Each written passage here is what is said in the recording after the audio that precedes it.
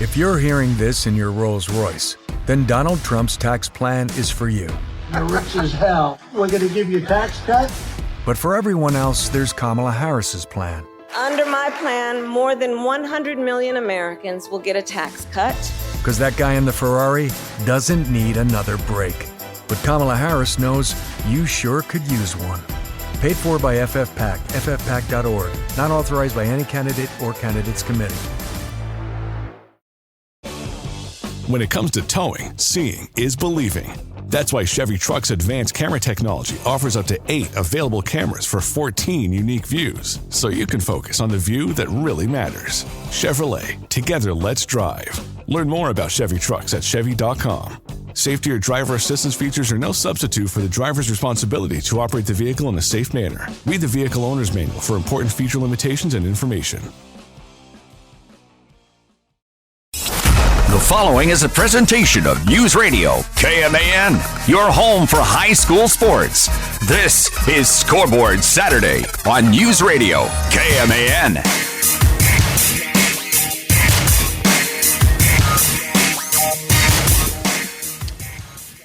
Well, we're back.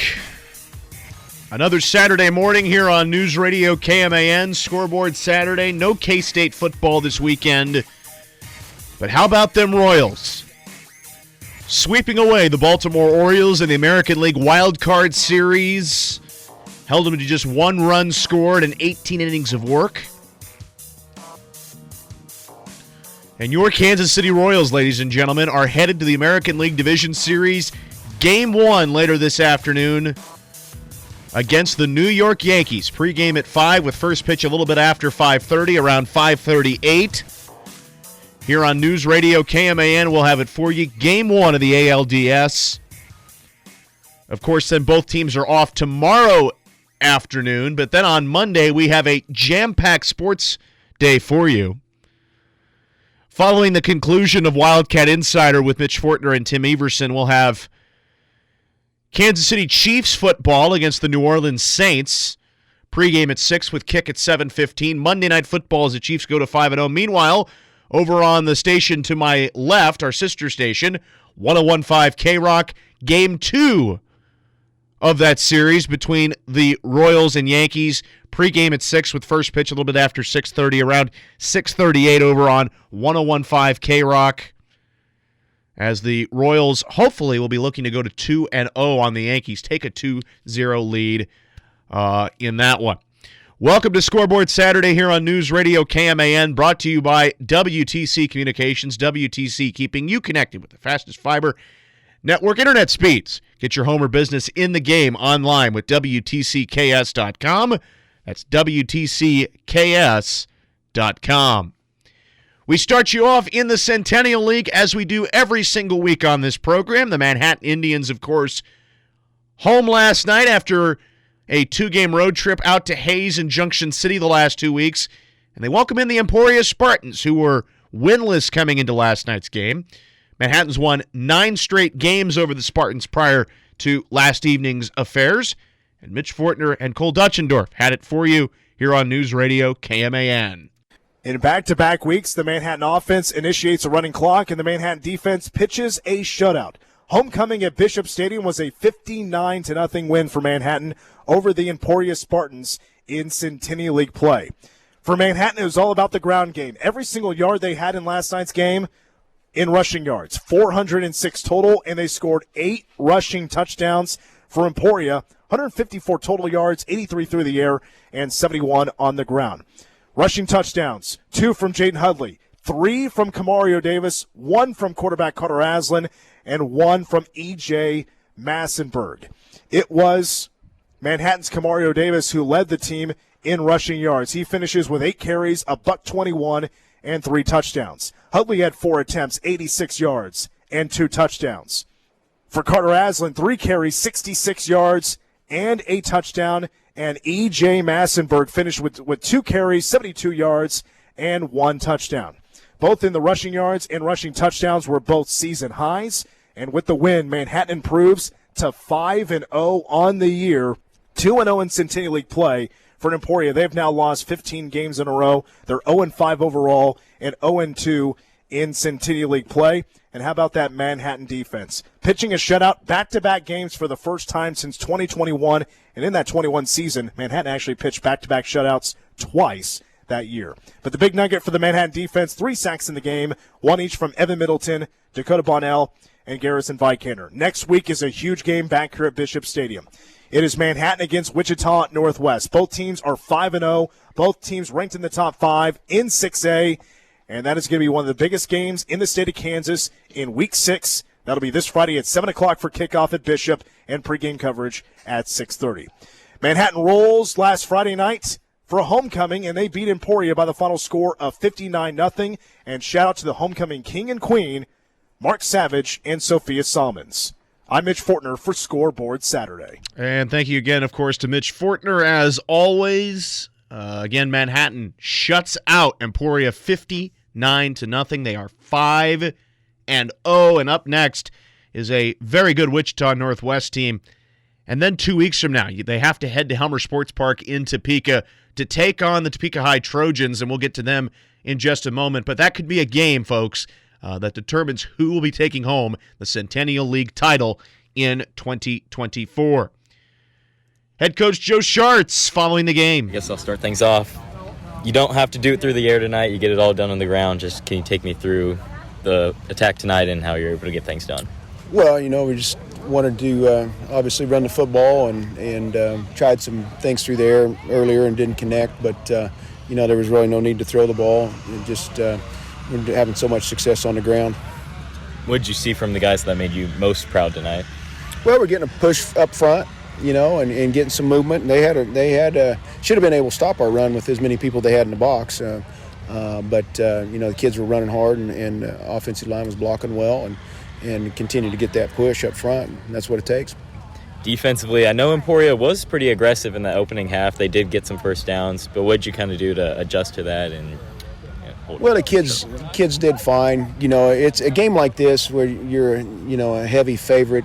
If everything just doesn't go perfect, people start getting frustrated. And so, it wasn't a perfect game, and Emporia got some yards. And, we've been spoiled. Our defense has been, held Junction City to 4 yards, and, that's just not going to happen every week. And so they got a few first downs and ran some clock and kept us from getting a running clock in the first half. But, you credit Emporia. I think they're getting better. Were you surprised about how many screen plays they ran, the passes to the flats, tunnel screens, things like that? Well, yeah, we saw it on film. We knew that they were going to do it a bunch, and just to be honest, our kids up front they couldn't tell whether or not it was a screen or not because they were sometimes getting through so easy. It's pretty, versus a better offensive front. It's hard to, easy to sniff out that screen. So they do a good job on that screen game as well, and they executed it well.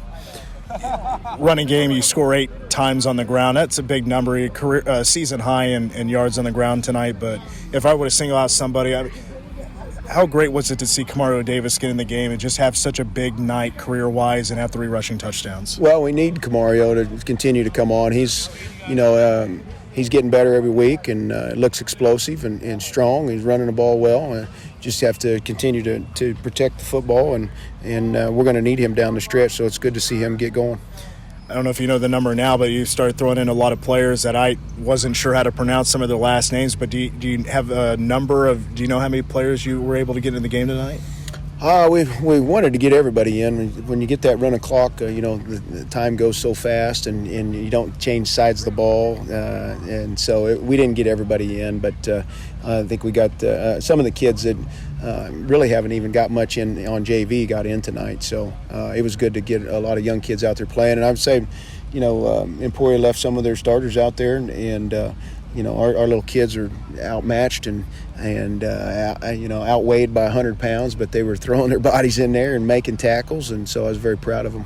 It was good to see Max Evan Priors get in there after being banged up for most of this early part of the season. All right, so last thing is, so how long do you enjoy the victory before you start thinking about Wichita Northwest? Well, we turned the page in the locker room. I thought our kids had a difficult time of getting focused this week, and rightly so. We're a huge favorite in this game, and coming off a rivalry win against Junction City. But we did what we had to do here tonight. We played well, and everybody's healthy, and we turned the page in the locker room. We know how big of a matchup it's going to be next week here against Wichita Northwest, and we're excited about the opportunity to play here at home, and we're going to have to play really well to get a W in that one. All right, thanks, Coach. Appreciate it. Thank you. Thank you. Joe Schartz following the ball game as Manhattan High goes to 5-0. 2-0 in Centennial League action. They're also unbeaten. Perfect. 5-0 in district play. Right now, it's pretty much their conference to lose. But again, Topeka High coming up in a couple of weeks. You also have Washburn Rural to wrap up the season. Speaking of Topeka High and Washburn Rural, big intercity matchup last night down at Hummer Sports Park in Topeka. Again, Topeka High's off to their best start in almost 10 years. 2015 was the last time they started a season 4-0.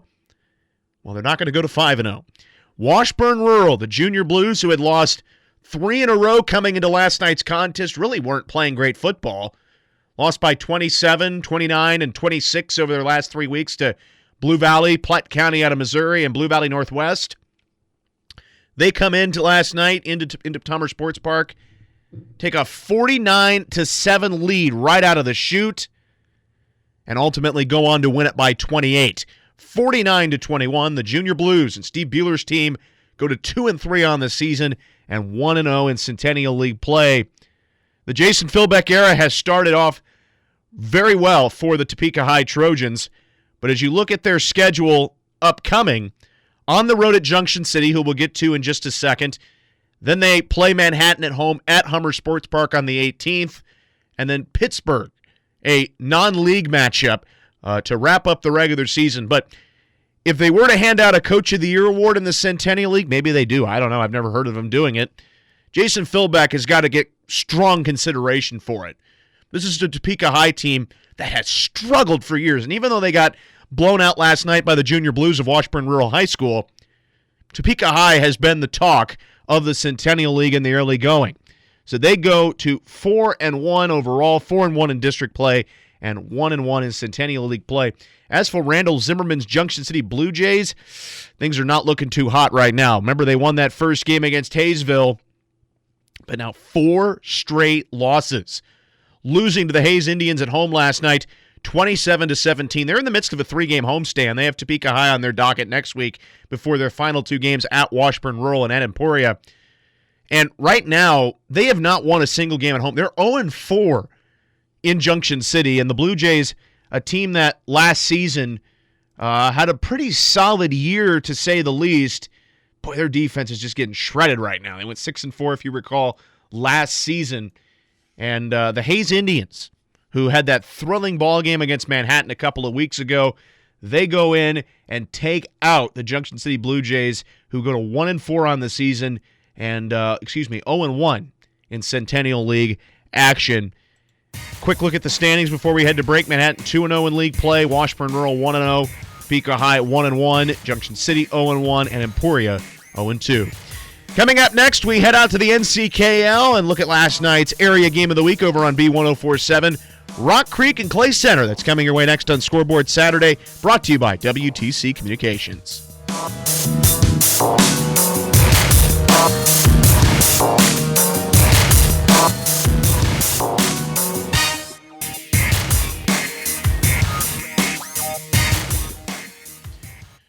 Whoops. Finger slipped there a little bit. Back here on Scoreboard Saturday, News Radio KMAN. Try to keep a little bit of that bed music in the background when we get the segment started. And old thumb there decided to push the slide button here a little too quickly. But we're back here on Scoreboard Saturday, News Radio KMAN, live and local here on this Saturday morning. Glad to be with you as always. Really love talking to you fine folks who are able to get up early on Saturday mornings, even on a week where we don't have any K-State football. Of course, next week, K-State will be out in Boulder, Colorado to take on the Buffs, the Colorado Buffaloes, who I'll admit, even though I'm not a big Deion Sanders fan and not a big Shadur Sanders fan, they're playing pretty good football right now. And honestly, I think if the media wasn't so anti-Colorado, you could make an argument that they should be in the top 25 right now. I mean, even in the Nebraska game that they lost, yeah, they played bad in the first half, but they came out and played a pretty good ball game in the second half. They lost the game, but they played a good game in the second half. That team has gotten better.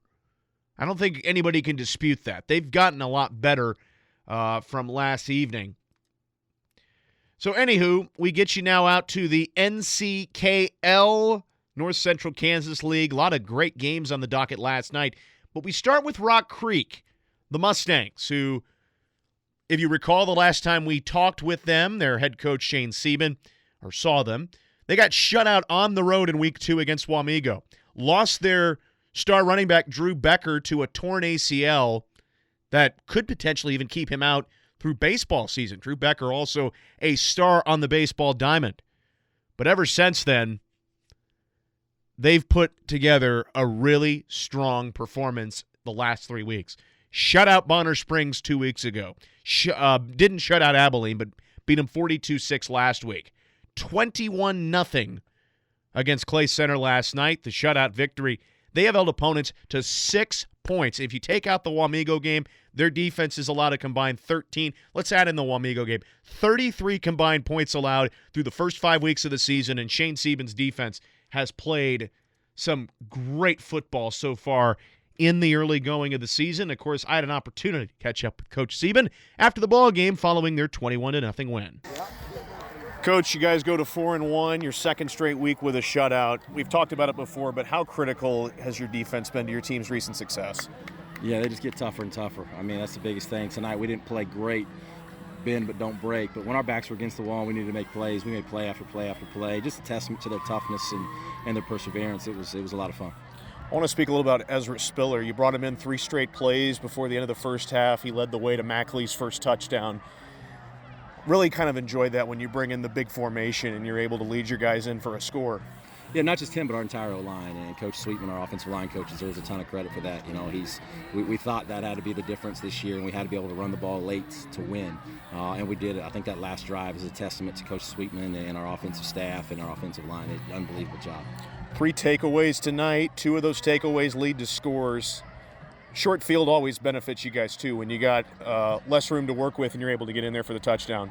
Yeah, momentum. That's everything in football, and we made it work. We got a couple big turnovers in our offense, took it and rolled, and it was a lot of fun. I want to talk about Mackley. Didn't have a big night passing-wise, only had 4 yards, but over 130 on the ground. It seemed like at the end of the game you guys were just like taking and running, and he was able to lead you to victory on the ground. Yeah, we knew with what they do defensively that we had to be able to attack them downhill in between the tackles, and we were able to do that with Mac, and he did a great job. And, again, our offensive line deserves a ton of credit. You look ahead to Marysville. They're going to be unbeaten most likely. I haven't seen the score since I last looked, but they're probably going to be 5-0, 4-1 coming in. You got to go to their place. It's going to be a tough ball game. As you look ahead to that, what's going to be the key to success, you think? We're going to enjoy this, and I'll worry about that tomorrow. Right now our kids just played a hell of a game, and we want to go enjoy it. Coach, always great to talk to you. Congrats on the win. Appreciate your time. Shane Sieban after the game, always a great guy to talk to. Classy guy, really appreciate his time as always. And, Marysville, I mentioned them. When I last checked, they had gone to overtime in their ball game against Abilene, and we'll get to that in a second. But Rock Creek now 4-1 on the season. How about Marysville last night? They go and play Abilene, and they win it in overtime. 22-20. Tony Trimble's team is 5-0. 5-0, 3-0 in NCKL play. They've played really, really well so far this season. If we all remember the game against Wamego a couple of weeks ago, they were able to take advantage of some Red Raider mistakes. And if remember, we talked to Weston Moody after that ball game. He said, the team's got to play better. Well, Wamego's responded, and we'll get to that in just a little bit. But that game next week against Rock Creek could be a ball game where Marysville determines their fate if they're going to take home the NCKL title this year or not. And that's their final home game of the season, too, because their last 2 are going to be at Chapman and at Clay Center. So you want to definitely do damage at home to wrap up your season. But Tony Trimble's team comes in at 5-0. Rock Creek is at 4-1. How about Wamego? We mentioned they lost to Marysville a couple of weeks ago. They won that ball game last week against Topeka Hayden coming back. They played Buhler last night in what was the first matchup ever between those two teams. And Wamego, despite trailing going into the fourth quarter for the second straight week, pull away with a 29-16 victory over Buhler in that one. Weston Moody's team going to 4-1 overall, 2-1 in NCKL play. That was obviously a non-league game last night. Steve Warner's team, the Buhler Crusaders, dropped to 3-2 on the season. They had won 3 of their first 4 coming in. So Wamego, they go to 4-1. So right now, really at the top of the NCKL, you have 3 teams, really 4 teams, to keep an eye on with a league record. Clay Center has a losing record overall, but a 2-1 record in league play. Concordia, as we alluded to earlier, they played their ball game last evening and picked up their first win over the Chapman Fighting Irish. 42-22 your final as Brad Wildman's team picks up their first win of the season. They move to 1-3 in league play, 1-1 overall in district play, as we're getting into some of those district games now in the middle of the season. Meanwhile, Jason Grider's team struggling. Remember, they won their first game over Smith Center 10-8, and I was marveling at how low scoring some of those games were in the first week. Well, since then, 42-8 loss to Abilene, 28-22 loss to Riley County, 42-26 loss to Clay Center, and then a 42-22 loss to Concordia, and they got Wamego next on the schedule. Speaking of our area game of the week, we'll talk a little bit about more when we get into the Big East League in our next segment. But next week we'll be in Silver Lake for the B1047 Carpet One of Manhattan area game of the week. Silver Lake and Riley County doing battle, and of course we'll take a look at what the Falcons did last evening in their ball game. Coming up next, when we go across the Big East League, as well as take a look at the media rankings for last week. That's all coming your way next on Scoreboard Saturday. Brought to you by WTC Communications. WTC keeping you connected with the fastest fiber network internet speeds. Get your home or business in the game online at WTCKS.com.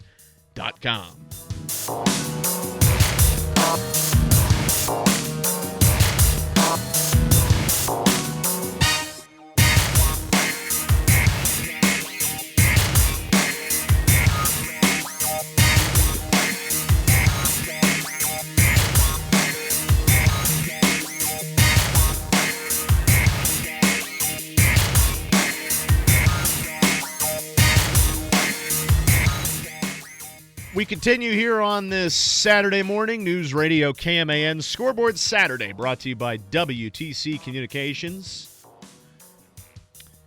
The incomparable A.J. Shaw. I have no idea why I just said that. No, I am not the incomparable A.J. Shaw. I am just being an idiot today. But in all seriousness, it is a pleasure to be back with you fine folks on this early Saturday morning. Of course, if you miss any of this week's episode, you can go check out our podcast. Just type in Scoreboard Saturday on 1350 KMAN, and you can just go ahead and hit that follow button, and you'll never miss an episode of our podcast. And, you can check it out. We try to get the episode up right after the program comes to an end, right at the bottom of the 8 o'clock hour. We got about 28-ish minutes or so remaining. So let's dive now into the Big East League, and then we'll go across 6A, 5A, 4A, and 3A as we do every week for our media rankings coming out from Charles Cheney with the Butler County Times-Gazette. Chuck's a good guy. Really appreciate his help out with putting out some of the great stuff going around in high school football, particularly out in the Butler County area. Sometimes you like to see what's going on out there. So, he always puts out those media rankings every single week, and those are important because, I can talk about them on the program and see where our area teams are at, and we can definitely dive into that and see where some of the things have changed from last week.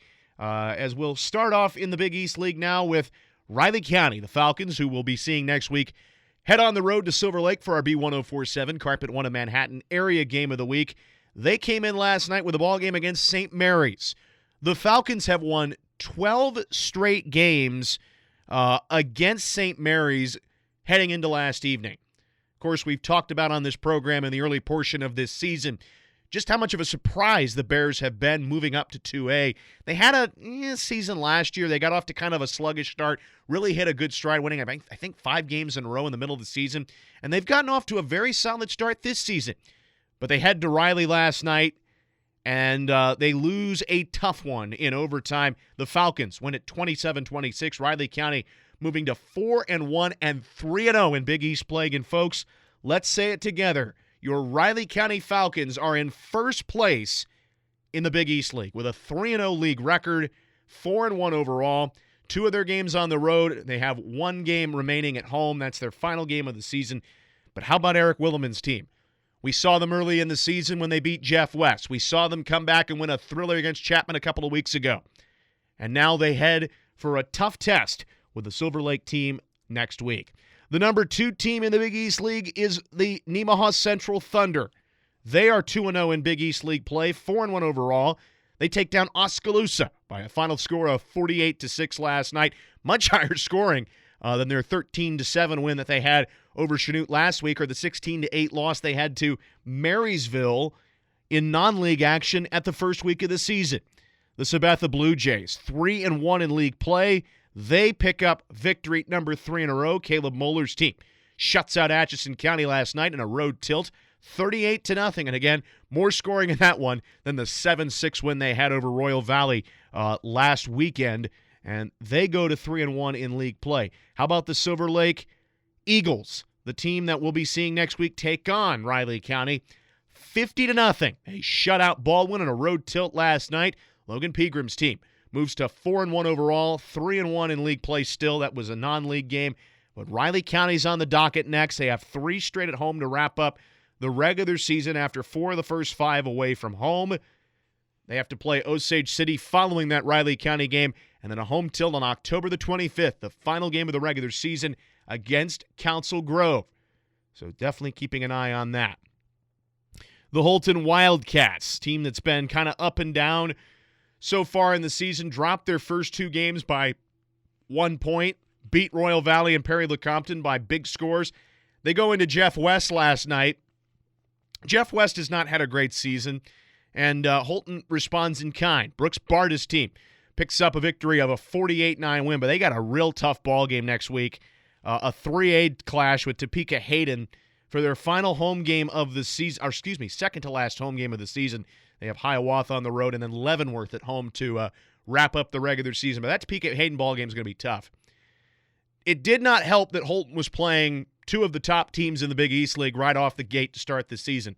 Sabetha in week 1, they lost that game 7-6. That was the first week of the season. And if you recall, listening back to that program, your humble correspondent here, your humble host here, was saying, man, there were a lot of low-scoring games last night. There were a lot of low-scoring games last week. But last night, a lot of blowouts. A lot of blowouts, even though we got a couple overtime thrillers in there. Royal Valley, we were talking about them a little bit last week on the program. They go to 3-2 on the season. David Boucher's team takes down Perry Lecompton by 8. Oh, there you go. There's your low score, folks. 12-8. The Panthers of Royal Valley go to 3-2 on the season. 3-2 overall in Big East play action. Troy Coverdale's Hiawatha Redhawks. Yeah, he was at one time an announcer for Hiawatha, if you didn't know that. Back in the days where they were running the wing T offense, and if you talk to Troy, he would tell you they need to go back to running the wing T. Most teams couldn't stop the wing T. Hiawatha lose it 49-0 last night to Topeka Hayden. They fall to 1-4 on the season, 1-2 in league play. Oskaloosa and Holton, home contest on their way next before a regular season finale on the road against Perry Lecompton. The Redhawks not playing great football right now. How about Rossville? We've talked about how surprising it is that Rossville started the season 0-3. They lost all 3 of those games close. Now, they got a forfeit win last week over Marantha Academy. They play Mission Valley on the road last night and took no prisoners. 43-0 your final score is Rossville now 2-0 in district play, but they're still winless in Big East League play. Care Paravel is on the schedule next, followed by Olpe and Wabunsie. Derek Hamas's team, the fact that Rossville is 0-3 still in league play shows you just how great this conference is. Or, pardon me, league is. I always say that. Apologies. Always got the college football stuff stuck in my head. But as you look at the schedule at this league, Riley County's at the top at 3-0. They're in sole possession of first with Nemaha Central 2-0. Sabetha, Silver Lake 3-1. Holton, Royal Valley, St. Mary's all 3-2. Hiawatha's 1-2. Perry Lecompton 1-4. Jeff West is 0-5. They played nothing but league games to start their season, and Rossville's 0-3. There's a good chance Rossville's not going to win the Big East League. I would say their chances are pretty much done at this point.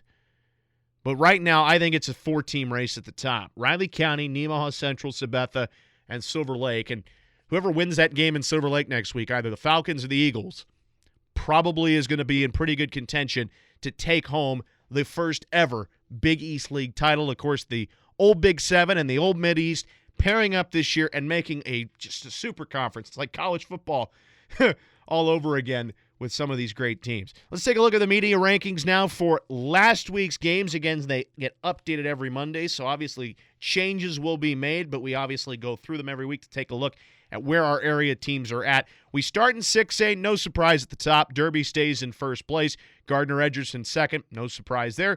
Blue Valley Northwest bumping up one spot from last week to 4-3. Wichita Northwest up one spot. They move up from 5-4. Manhattan down 2 spots, however. Even though they blew out Junction City 52-0, Manhattan is down 2 spots in the rankings. Blue Valley West moving up 2 spots from 8-6. Olathe East drops down 1 spot from 6-7. Topeka High, let's hope they don't move down. I want to see Topeka High still in the rankings next week. They were up 2 spots from 10-8. Lawrence Free State stays tied at 9. And Lawrence drops down 3 spots in the rankings. They're 2-2. And in 10th, Dodge City receiving the most votes not to be in the media poll this week for 6A. They check in receiving the most votes outside of those rankings. We'll say they're in 11th. In 5A, St. Thomas Aquinas, the new number 1 this week. They bump up 1 spot because Mill Valley lost. St. Thomas Aquinas unbeaten, sitting at the top spot in 5A. Mill Valley down 1 and 2. They got 6 votes, just in case you wanted to know, for first place votes. Blue Valley's at 3, Great Bend at 4, Goddard Eisenhower at 5. Baser Linwood up 2 spots at 6th. Mays South in 7th. They dropped down 1 spot. DeSoto bumped down a spot. They're in 8th. Spring Hill jumps into the rankings this week, checking in at 9. And St. James Academy at 1-3 on the season sits at 10. They don't move anywhere from last week. Hayes got 11 votes. They came 1 vote short of making the media poll this week in 5A. So obviously a little frustrating for Hayes there that they couldn't get in. Over in 4A, Andover Central stays at the top once more. They're in first. Cape and Mount Carmel second. Lewisburg at third. Bueller checking in at 4th. They're up 2 spots in the rankings. Wellington up 2 spots at 5. Wamego at 6. They're up 2 spots from the previous week. Bishop Miege, however, not looking so good right now. In fact, let's take a quick look. Did Bishop Miege win last night? I did not get a chance to look, so we're doing a quick on-air check here to see if Bishop Miege was able to scoop up their first win of the season, sitting at 0-4. Come on, computer, load. We need you to load right here. No, they did not. They lost to St. Thomas Aquinas at home by a 28-24 win. The Stags are 0-5, and yet they sit at 7th. Currently in the 4A media rankings. Chanute checks in at 8th, and Tonganoxie and McPherson, not in the rankings last week. They bump in at 9 and 10 on the 4A rankings this week.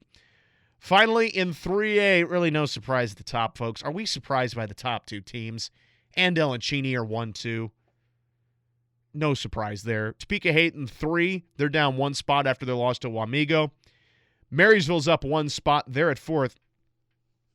Marysville's going to probably depend. I mean, they're probably going to stay put at 4 this week just because they won and Topeka Hayden won.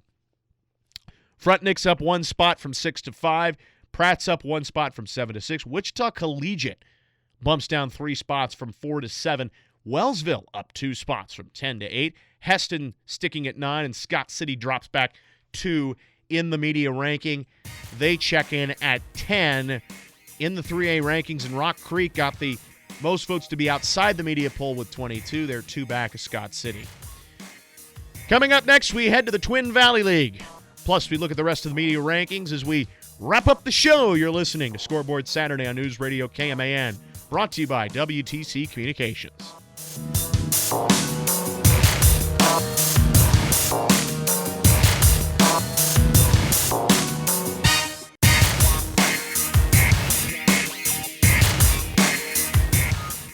Final segment of the program, News Radio KMAN Scoreboard Saturday, brought to you by WTC Communications. WTC keeping you connected with the fastest fiber network, internet speeds.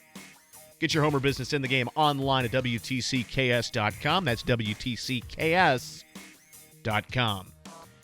Super fast internet, folks. If you don't have WTC, definitely consider it because they bring you those internet speeds super quick.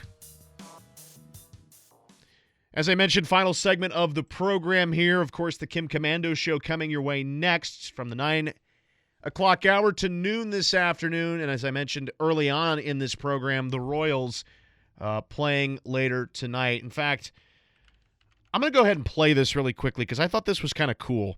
I checked this out the other day. This is totally unrelated to the program, but we're going to do it really quickly. I just want to play this really quickly for the Royals.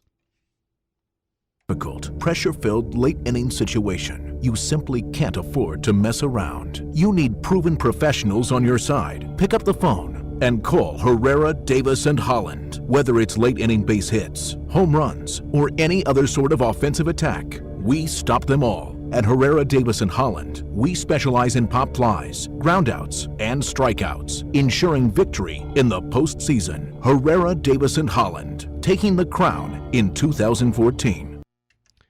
Thought that was pretty cool. The law firm of HDH, Herrera, Davis, and Holland. And, of course, tonight's game is when, Fetty Wap? 17:30. Gotta like that. That one I stole from Mitch Fortner. I just thought that was cute. All right. Back to focus now.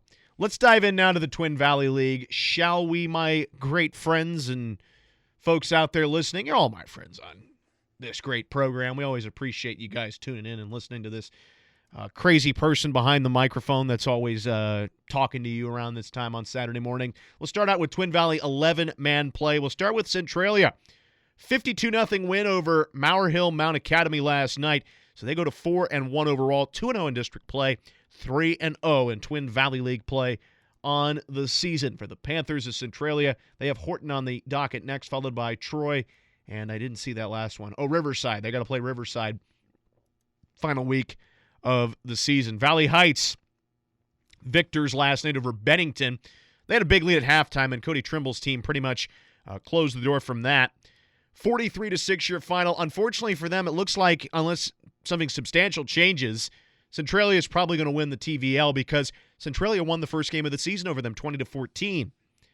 Harrington is on the schedule next, followed by a tilt with Republic County and Marion. Their final two games are on the road for Valley Heights.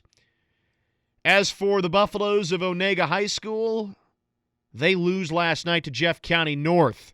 28-22 your final. Ben Coulterman's team had snapped a two-game losing skid last week with a big win over Valley Falls, but they don't pick up the victory last night. They got Jackson Heights in a home tilt coming up next week, followed by a road tilt with the Rams of Pleasant Ridge High School, and then McLouth to wrap up the regular season. Doniphan West, things not looking too sharp for Doniphan West right now. They are at 1-4. John Polino's team falls to Troy last night, 54-13. Mount Hill Mount Academy is on the docket next for them, followed by a home tilt with Riverside in 2 weeks and a road contest with Horton to wrap up the regular season. So right now, really, it's a two-man front at the top for TVL, 11-man, Centralia and Valley Heights. Right now, Centralia's got the edge because they won the head-to-head matchup earlier this season, first game of the year to be exact. And right now, that's the look at the Twin Valley League 8-man. Let's take now, 11-man. Now we head over to 8-man. Twin Valley 8-man action. We look at Hanover first. Hanover, the Wildcats, are doing really well right now. Matt Hoyer's team 5-0. 5-0. Takes down one of our area teams, Blue Valley Randolph, last night, 46-0. Wakefield's on the schedule, but in 2 weeks, game of the year, probably in TVL action, 8-man action. Got to go on the road to play the best team in the state of Kansas. I'm sorry, I don't care what anybody says. They're the best team in the state of Kansas. When you win 44 consecutive games like Axtell has done, not hard to say that they're the best team for a reason. 50-0 winners Axtell last night over Wakefield in a road contest. Eric Detweiler's team 3-0 in Twin Valley 8-man league action. St. Paul next on the docket, followed by a home tilt with Hanover, and then a road contest with the Frankfort Wildcats, another one of our area teams. And it's going to be an area game of the week next week against Blue Valley Randolph. But Nick Anderson's team goes to 4-1 on the season. We talked to Coach Anderson a couple weeks ago. We may get him back on here after that ball game. Maybe talk to him and Quentin Cravens from Blue Valley Randolph. Thunder Ridge was the victim to Frankfort last night. A 54-6 final in that one as Frankfort goes to 4-1 on the season, 1-1 in Twin Valley League play. Clifton Clyde, the Eagles of Clifton Clyde High School, last night, they take down Washington County in a league battle, 48-0, as Russ Steinbrock's team has won 3 straight after dropping their first 2 contests of the season. Fortunately, Axel's not on their schedule. Sylvan Lucas Unified, Mankato Rock Hills, and Lincoln on the schedule. No, that is not the Mankato that vice presidential candidate Tim Walls coached at. That team's up in Minnesota. That was a terrible joke. Swing and a miss by the Shaw here on this on this Saturday morning. Lincoln, of course, to wrap up their regular season. Washington County, though, a victim last night to Clifton Clyde. How about the Lynn Bulldogs? 0-3 in league play, and they were able to get the district win last night. Trevor Kuhlman's team takes down Beloit St. John's Tipton 34-12. So they've won back-to-back district contests. Pike Valley will be their final home game of the season.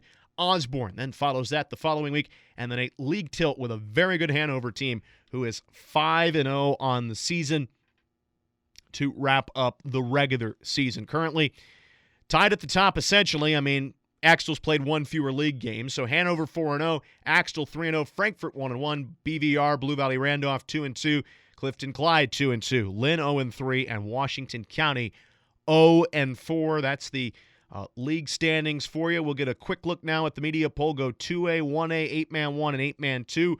Over in 2A, no surprise at the top. Norton, southeast of Saline, 1-2. Nemaha Central up 1 spot from last week. They're going up from 4 to 3. Silver Lake bumps up 2 spots. Again, we'll see the Eagles next week in our B1047 Carpet 1 to Manhattan area game of the week. Osage City checks in at 5, same as last week. Council Grove up 1 spot from 7 to 6. St. Mary's down 4 spots in the rankings, and after they lost to Riley County, would not be surprised if they're out of the rankings this next week. They dropped down 4 spots from 3 to 7 from last week. Humboldt up 2 spots from 10 to 8. Haven checks in on the rankings for the first time this season. They are at 9 this week, and Beloit down 1 spot from 9 to 10 over in 1A. Conway Springs checks in at 1. No surprise, they got all the first-place votes. Sedgwick at 2. Jackson Heights bumps up 1 spot from 4 to 3. Mound Ridge up 1 spot from 5 to 4. Medicine Lodge goes down 2 spots from 3 to 5. St. Mary's Colgan is up 1 spot, 7 to 6 from last week. Rossville bumps back 1 spot, and they may go up 1 more with that win last night. Centralia checking in at 8. They're up 1 spot. Valley Heights joins the rankings this week at 9, and Olpe sticks at 10. Marion and Ellsworth in 2A and 1A, the team receiving the most votes not to be in the rankings. Hoxie, number 1 once again, an 8-man 1. Little River checks in at 2 with West Elk and Wichita County at 3 and 4. South Central, Sylvan Lucas Unified and El Saline, no change there from 5, 6, and 7. Ellis bumps up 2 spots this week in the rankings from 10 to 8. And then Rollins County and Oxford joining the rankings this week, checking at 9 and 10 at 8-man 1. The Axtell Eagles, I mean, are we surprised that they're in number 1, folks? I mean, I didn't even need to say their name. I think you would have known who was number 1 in 8-man 2. Victoria checking in at 2 after being at 3 last week. Hanover's up 2 spots. They go from 5 to 3. Burlingame sticks at 4. Frankfort down 3 spots from 2 to 5. Dighton checks back in at 6. Hodgman County at 7. Labo 8th. Mineola at 9. Buckland is at 10. Folks, it has been an absolute pleasure, as always, to sit and talk with you here, but we are out of time, unfortunately. Kim Commando's show coming your way next. Of course, Royals baseball tonight. First pitch at 17:38. All right, I'll stop doing that. Folks, it's been a pleasure. Thank you so much for joining us. I'm AJ Shaw. Have a great rest of your Saturday. Enjoy your off week of K-State football, and we'll see you again next week. Same time, same place, 8 o'clock here on News Radio KMAN.